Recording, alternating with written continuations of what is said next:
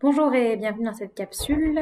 Je suis donc Claire Rafali, je suis conseillère en emploi pour le programme FRING, qui est un programme d'insertion professionnelle au AI des femmes. Et donc, je vais présenter cette capsule aujourd'hui.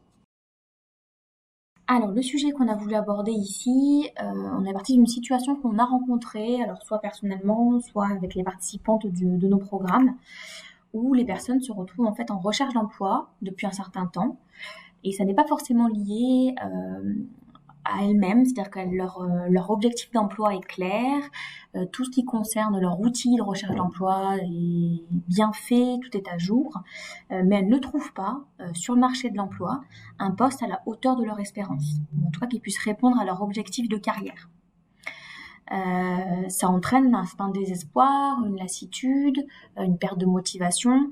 Et ces personnes-là n'ont pas envie de rester trop longtemps sans activité, d'attendre trop longtemps le poste idéal pour ne pas perdre en crédibilité sur le marché de l'emploi.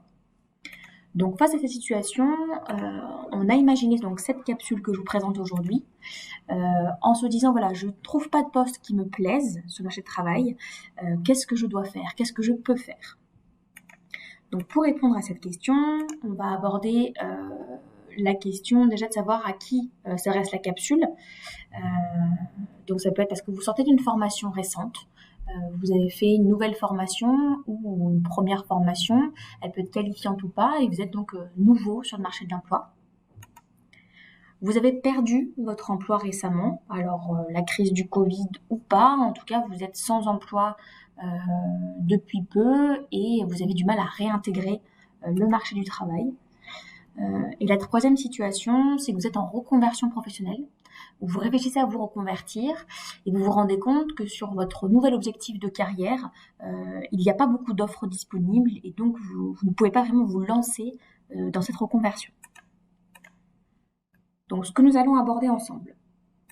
Dans un premier temps, on va essayer de comprendre pourquoi ce type de situation se présente, quels sont les facteurs qui amènent à cette pénurie de postes sur le marché de l'emploi. Ensuite, je vais aborder 4 stratégies qui sont possibles donc, pour solutionner le problème que nous abordons là. Et enfin, je vous donnerai quelques outils concrets à mettre en place par stratégie pour concrètement avancer. Alors, déjà, pourquoi est-ce qu'on se retrouve dans une situation où on est prêt au marché de l'emploi, on a tout le parcours, les compétences qui sont acquises, on a tous nos outils de recherche d'emploi, mais il n'y a pas l'offre qui nous donne envie de postuler et qui nous stimule. Alors, la première cause, c'est la surqualification des demandeurs d'emploi. Il se trouve que les études sont de plus en plus accessibles de manière logistique ou financière. Il y a de plus en plus de formations en ligne. En tout cas, on est de plus en plus qualifié de nos jours. Sauf qu'il y a toute une partie du marché de l'emploi qui est sur des basses qualifications où on a besoin de personnes non qualifiées ou peu qualifiées. Donc ça crée un déséquilibre. La deuxième cause, ça va être la saturation du marché du travail. Donc sur certains secteurs d'activité, on a plus de demandeurs d'emploi que d'offres proposées. Donc il y a une saturation et forcément, on ne peut pas forcément accéder à ces postes très facilement.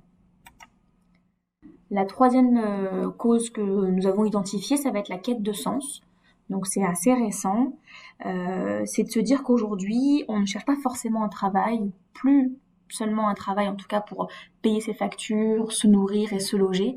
On cherche aujourd'hui un poste aussi qui nous corresponde dans nos valeurs, sur lequel on a l'impression de servir à quelque chose, à la communauté. Et c'est pas forcément des postes qui sont évidents aussi d'atteindre. Donc la quête de sens est un problème. Et la dernière situation, ça va être plutôt le contexte actuel, donc la crise sanitaire, où il y a des entreprises qui ferment, où il y a une incertitude sur l'avenir.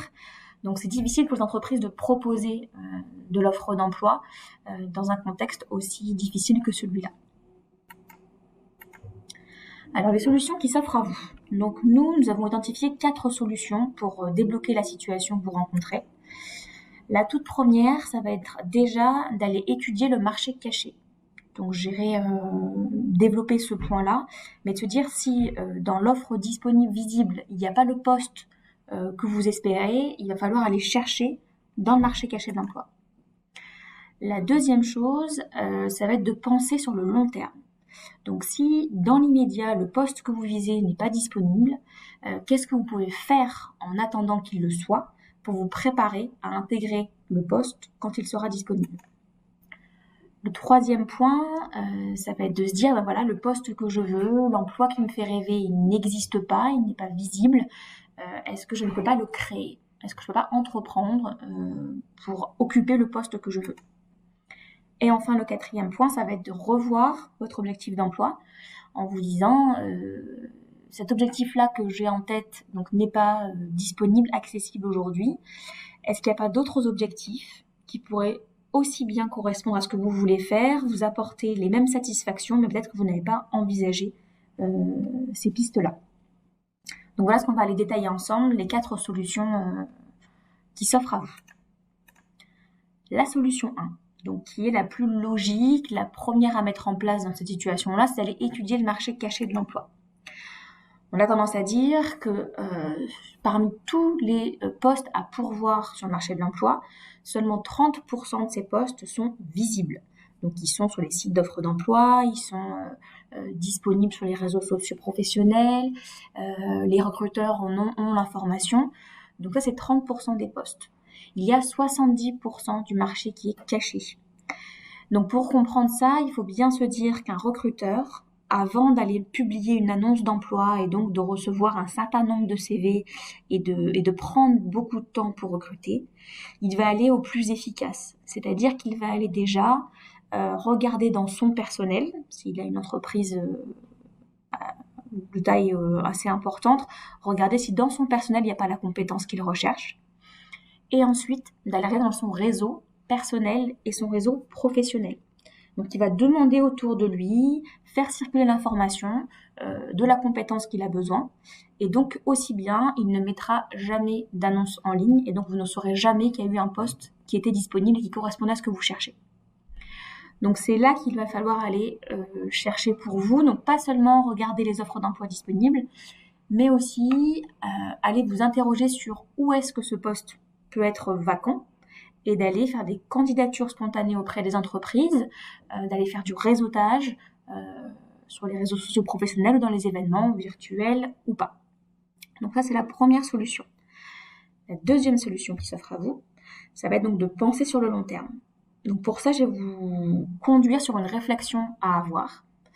La première chose, vous allez devoir vous dire, ok, donc le poste que je veux n'est pas disponible, comment je peux me préparer pour quand il le sera? C'est un peu l'idée.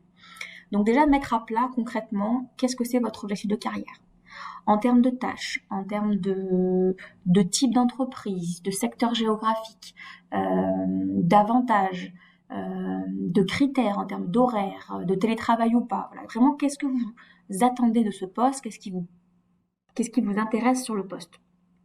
À partir de là, la première chose que vous allez dégager, c'est est-ce qu'il vous manque des compétences pour cet objectif d'emploi? Est-ce que au niveau des langues, tout est OK? Est-ce qu'au niveau de l'informatique, vous avez tous les logiciels? Est-ce que dans les savoir-faire, dans les savoir-être, est-ce que vous avez vraiment tout le panel des compétences pour occuper ce poste dont vous rêvez?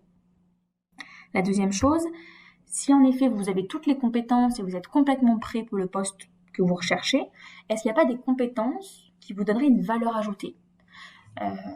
Est-ce qu'il ne serait pas intéressant sur ce poste de savoir faire telle ou telle chose, de connaître telle ou telle chose et donc de vous donner une valeur ajoutée quand le poste va sortir sur le marché de l'emploi visible, d'être le premier à postuler et d'avoir une valeur ajoutée pour se différencier de la concurrence. Et la troisième réflexion que vous allez pouvoir mener, c'est de vous dire, au niveau des compétences, j'identifie rien de particulier. Par contre, au niveau de mon réseau, au niveau de mes contacts, en effet, il serait intéressant que je connaisse plus de personnes dans ce secteur d'activité ou plus de journalistes pour la communication, plus voilà, sur quel type de contact vous allez pouvoir élargir votre réseau. Donc c'est vraiment une grande réflexion à mener que vous pouvez faire. Sur les 2 premières réflexions qui sont donc la partie sur les compétences, une fois que vous avez identifié la compétence qui vous manque ou la compétence qui vous donnerait une valeur ajoutée, va vous demander où est-ce que vous pourrez développer cette compétence, sur quel poste, dans quel type d'entreprise, ou peut-être même envisager une formation rémunérée ou pas, mais en tout cas, comment vous allez faire pour développer cette compétence.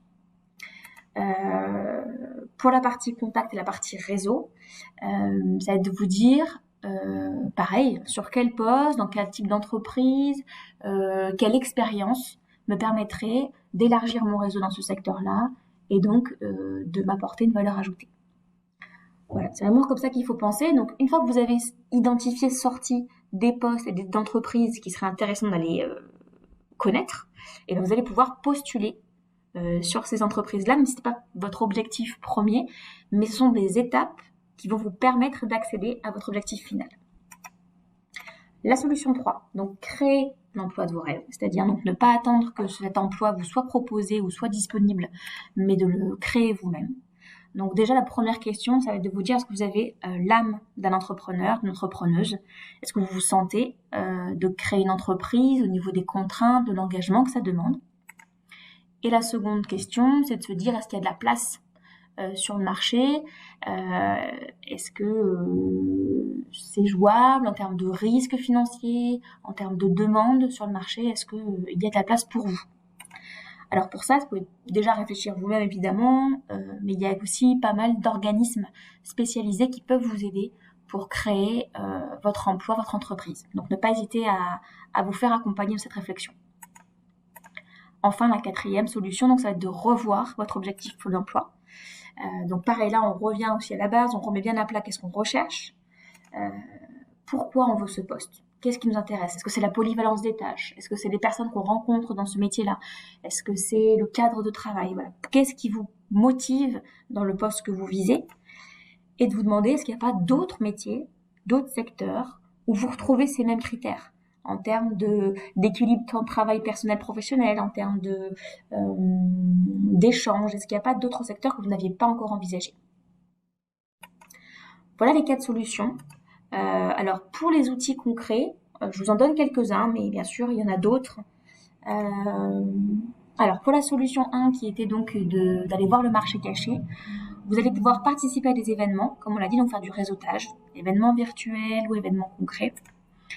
Rencontrer des professionnels, des entrepreneurs, aller les interroger sur leur métier, aller créer du lien avec eux. Faire du bénévolat.